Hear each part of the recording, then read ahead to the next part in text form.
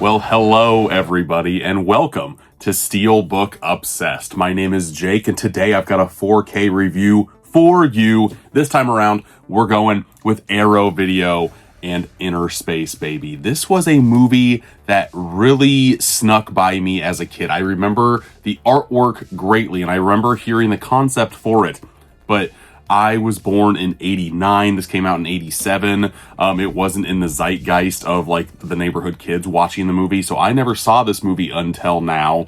And I'm kind of kicking myself for it because this movie is a blast. I will talk about my 3 criteria on how I rate my physical media reviews: the TNA factor, the transfer in audio, the packaging in a big chunky Arrow Video box, and last but not least, the special features. So if you like to have your physical media reviews ranked that way, make sure you like the video, subscribe to the channel, all of that fun stuff. But let me gush a little bit more about Innerspace, because this movie is magical, and I really appreciated Arrow Video putting a movie like this out on 4K.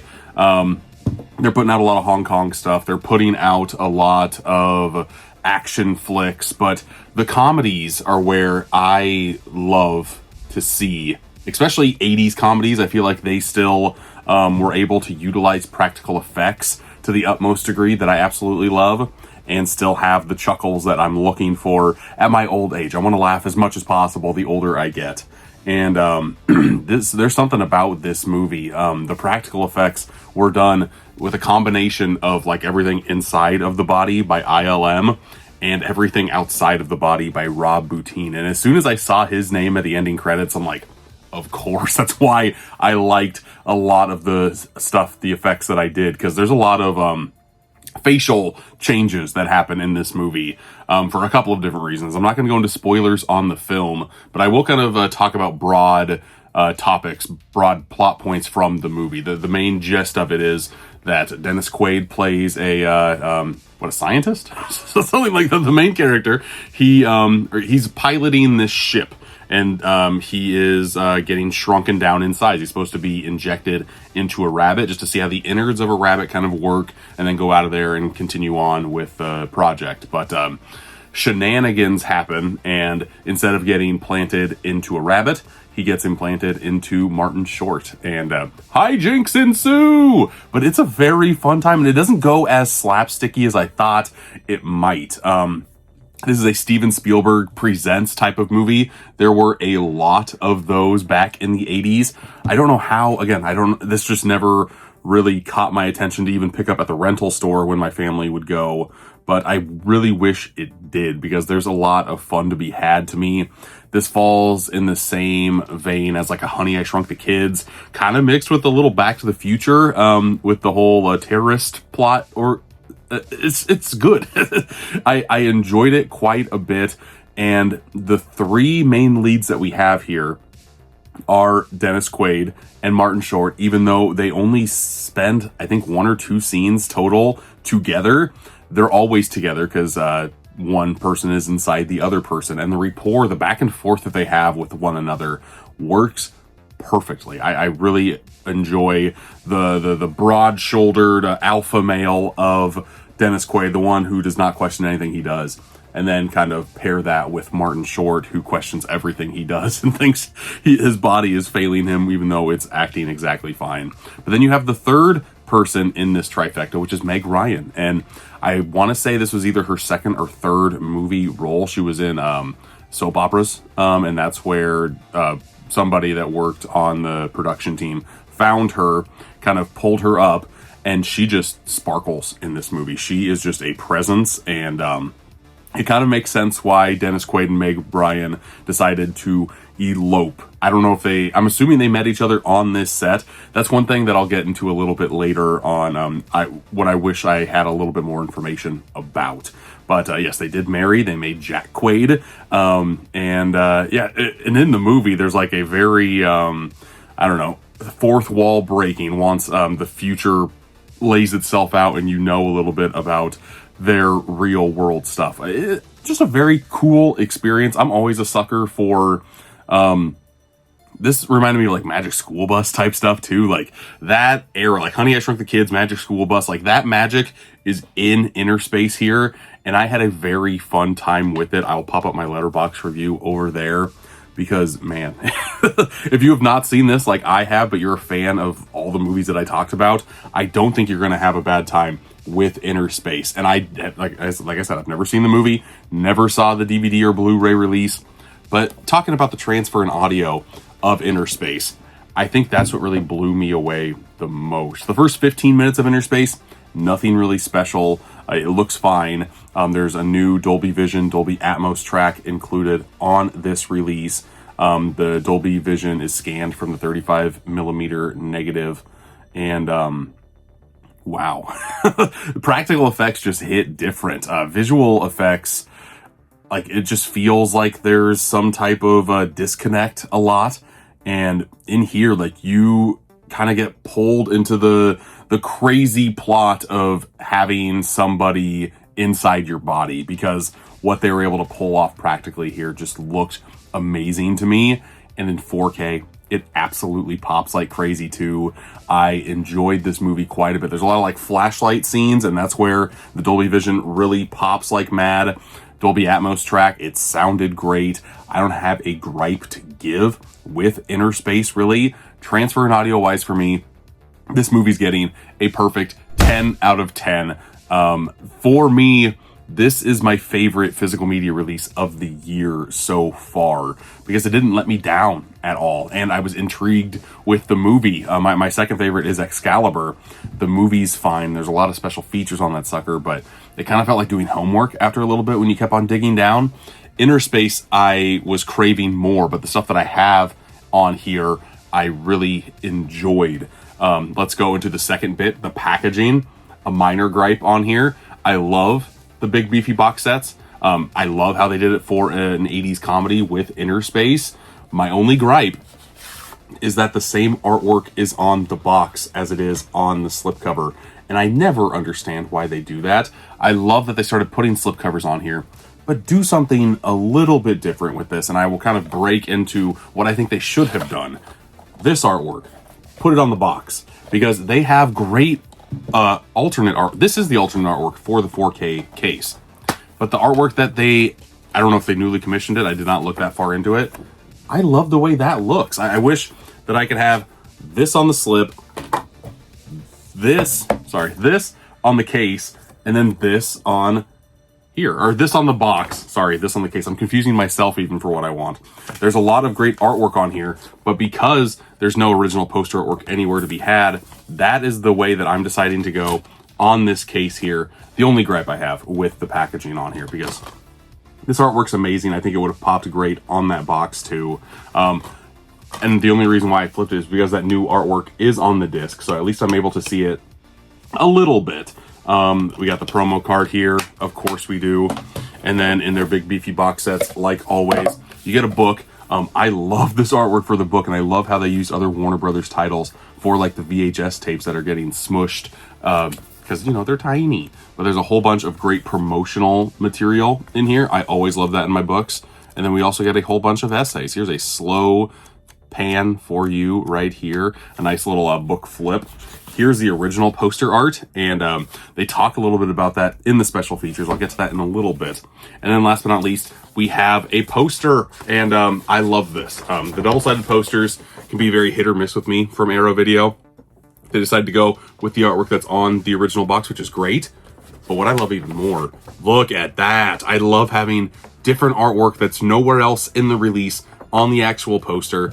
I have frames coming that will fit Arrow Video posters. I have 3 of them coming, and now I'm just excited to see which one of these suckers I actually want to put in there. Innerspace might be up there for ones that are wall worthy for me, because I had such a fun time with this movie.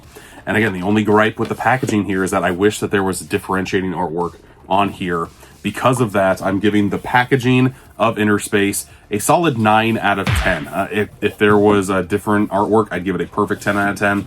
Arrow Video box sets, I do enjoy the big beefiness of it, especially when it's a movie that I really like. I'm happy that, you know, I have all of these materials to kind of do what I want with, because I don't know about you, but I've never done anything with the posters, and I finally just had enough, and I wanted to change that because I have a bunch here, side tangent here, but I have a bunch of different Arrow Video big beefy box sets over here, which means I have a lot of posters with nice little, or in those big beefy box sets. I don't know where I'm going with that, but I don't know which ones to choose, but I will make a video on that in the future, just going over that entire process. But the third act of this video, which is breaking down into the special features, I'm so happy Arrow Video did this. Not enough companies do this, and I know it takes extra time.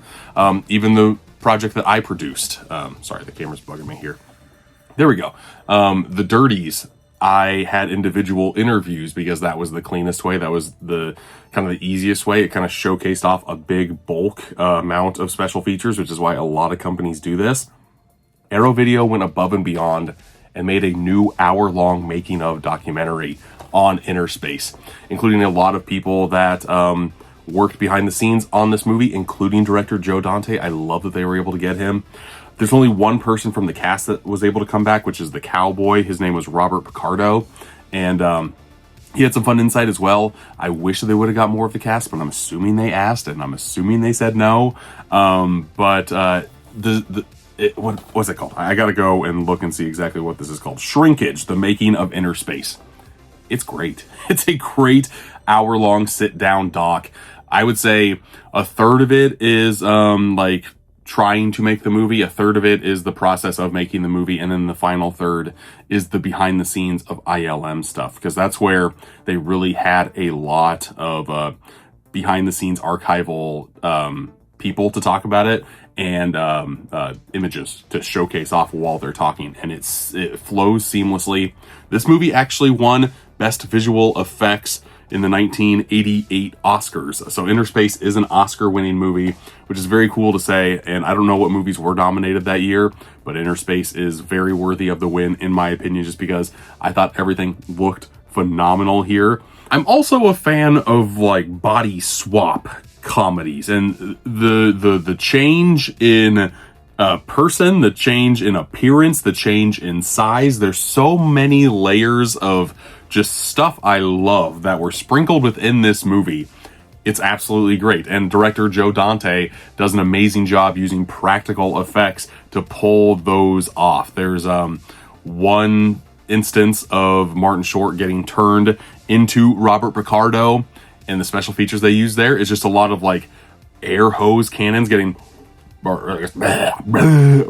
I can't even like go like this, like just blown in the face to start the transfer process. And then Rob Bottin kind of comes in there and takes it above and beyond. My favorite movie of all time is John Carpenter's The Thing. And there's a transfer in here that it's not on the bar of anything that happens in The Thing, but it's still practically done with the head spinning and going insane, that I loved. I absolutely loved it. It was probably on camera for 20 to 30 seconds, but I could have watched that for 20 to 30 minutes slowed down frame by frame because it looked amazing. There's also some play in size. Of course, Randy Quaid gets shrunken down into something that can, I think, I don't know, very, very small, probably about that big. But then there are certain instances to where some people only get shrunken down to 50% of their size, and hijinks ensue there, and it's a very fun time. This movie's just fun, even though it's 80s fun, because there are some jokes and innuendos in this movie that would go over my head if I watched it if I was 8 or 10, but now I'm just like, I can't believe that's this type of movie.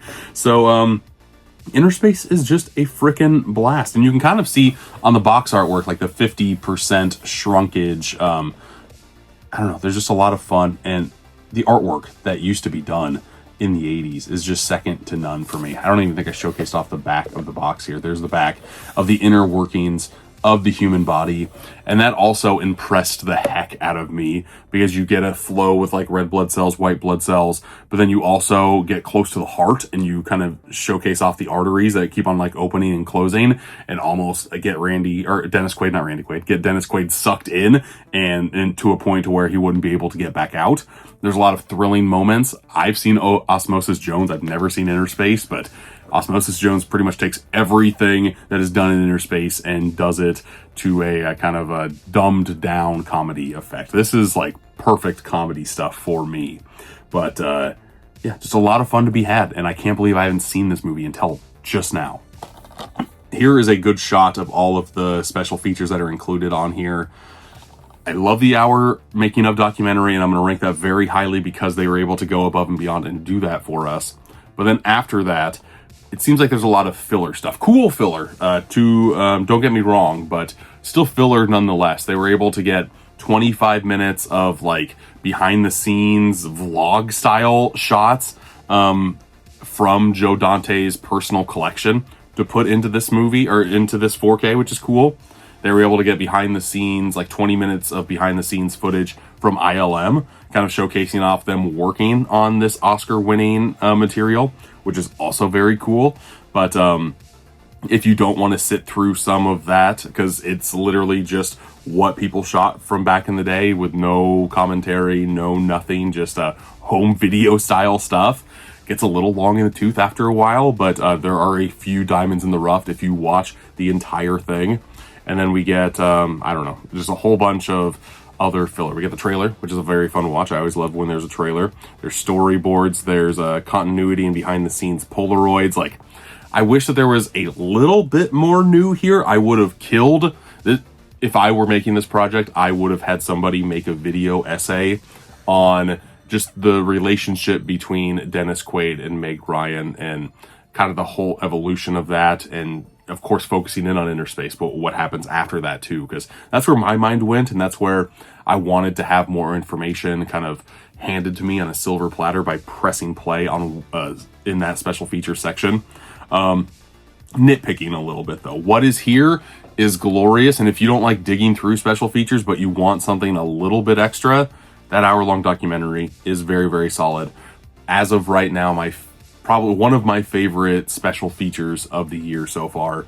I'm going to give the special features on Innerspace a 9 out of 10. Again, a very solid release. I already told you that this is my favorite physical media release of the year so far. Excalibur is number 2. Mine, The Dirties, is number 3, but I feel like I need to just throw that out anyway. I can't count that personally.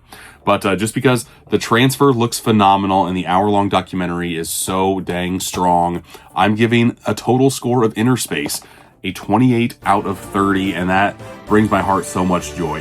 This is a perfect blind buy movie for me, because you're able to fall in love with the movie, and if you fall in love with the movie, you have a great special feature to fall on to appreciate how the movie was made.